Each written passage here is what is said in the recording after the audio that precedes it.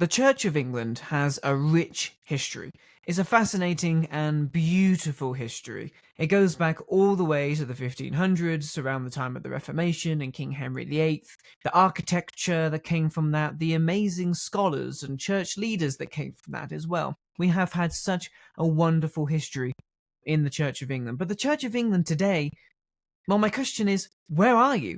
Where is the Church of England? Where are the Christian leaders? I mean, where's the new Archbishop of Canterbury? And the previous one wasn't exactly the most fitting Christian leader of them all. But where is the Church of England? Where is the leaders? Especially in the UK right now, because the UK needs the church more than ever.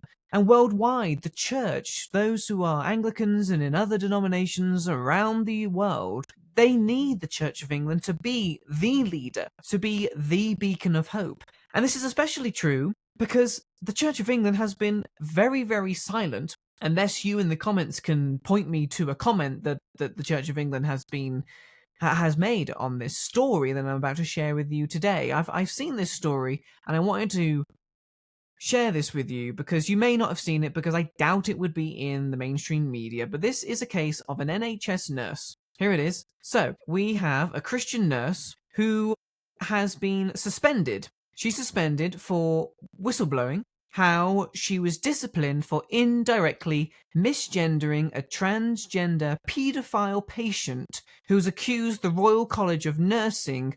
The nurse has accused the Royal College of Nursing for abandoning her during the most traumatic period of her life. Jennifer, who is being supported by lawyers at the Christian Legal Centre, was suspended in April 2025 by Epsom and St Helier University Hospital NHS Trust after exposing what had happened to her to the media. Now, she went to some media outlets like the Daily Express, but really this didn't get a lot of traction in the mainstream media.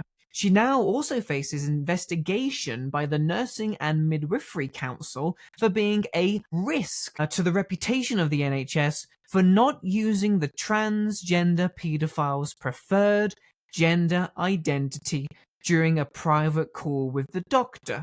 Now, what makes matters worse, of course, is that the patient racially abused her, calling her the N-word multiple times and threatened to assault her. Oh, but somehow the nurse is the victim in this. The paedophile is the victim in this and not the nurse. Amazing. And despite being the victim of abuse, Jennifer was disciplined, warned, and referred to the regulator, which could see her lose her career as her nurse. It took the trust a year, and only after media pressure, to acknowledge the abuse and promise an investigation. The trust apologized for the racist abuse Jennifer experienced to the media, but Jennifer has never received a direct apology, and 4 months on, Jennifer remains suspended. So she's a paying RCN member for 12 years.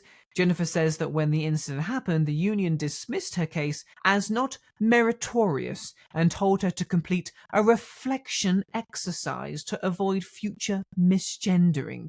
I mean, really, you can't make this up. She received no support despite the RCN recognizing the abuse she experienced. The Darlington Nursing Union, which represents Jennifer, has now formally appealed to the RCN to intervene. And then here is the nurse's letter that she was written here. And there's been action here. And this is what Jennifer had to say.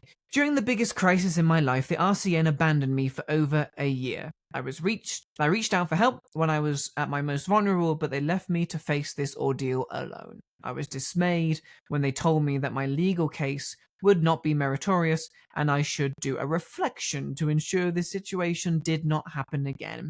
I've been cast adrift by the very organization that's supposed to protect nurses like me. Instead of standing by me, they've stayed silent. It feels like I've been treated as a pariah for holding mainstream Christian beliefs. The RCN's refusal to act has only deepened my isolation. Despite being racially abused and suspended for speaking the truth, the RCN has done nothing for over a year. Their inaction speaks volumes. I love my job and have always cared for my patients with dignity. But standing for my beliefs, I've been punished, and the RCN has turned its back on me. The only reason I haven't felt completely alone is because of the Christian Legal Centre. So that's, praise God for them. Praise God for them. But unfortunately, you read this entire article. This entire article this entire story, and this is from the Christian Concern. So it's not from the Daily Express and other media outlets, which there is one. There are different stories of that. But unfortunately, even in those Daily Express and other media outlets, and not even in the Christian Concern, and you would think that the Christian Concern would make sure that these comments were in there. Zero comments from the Church of England. Zero comments from the leaders in the church. Even from just people that are in a church congregation or leading a parish. Where are the leaders in the Church of England? Now, thank God that the Christian legal team, the Christian Legal Centre, has helped Jennifer, this nurse. But where are the Christian... I mean, this is a softball case for the Church of England to get involved in, if there ever was one. It's hardly controversial that a convicted pedophile who says that he is transgender, the Christian nurse who was racially abused, misgendered the individual. And I watched a video of Jennifer speaking about this, and she said he was this 6 foot tall, big man that looked like a man. So a very natural thing would be, or hello sir, how you doing, or can I help you? The fact that even that she's doing that to a convicted pedophile is good enough. But the fact that she misgendered, not just a nice regular person, law-abiding citizen, no, she misgendered a convicted pedophile, and she's the one to blame. It's just insane. And like I said, if there was ever a softball cultural thing for the Church of England to get right, it would be this one. But the Church of England has been too silent for too long.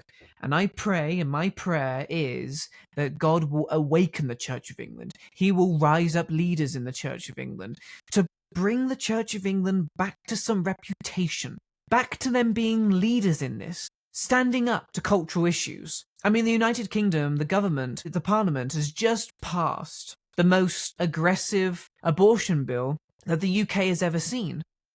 Well, why aren't the church leaders standing up to that? Why aren't they?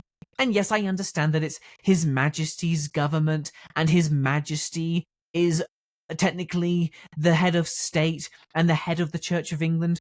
But come on, we really need to stand up to these issues. If the Church of England can't stand up to abortion, if the Church of England can't stand up to a Christian nurse who is doing her Christian duty because she misgendered a transgender paedophile and she is the one to blame, if we can't, as the Church of England, stand up to that, then really what is the point of the Church of England?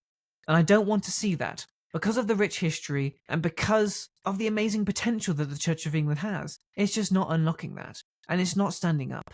And it's not being fit for purpose right now. So my prayer is that the Church of England will get its act together. And yeah, we'll need God to send a revival in the Church of England. Boy, do we need that. We need to pray. Where is the Church of England? It needs to come back.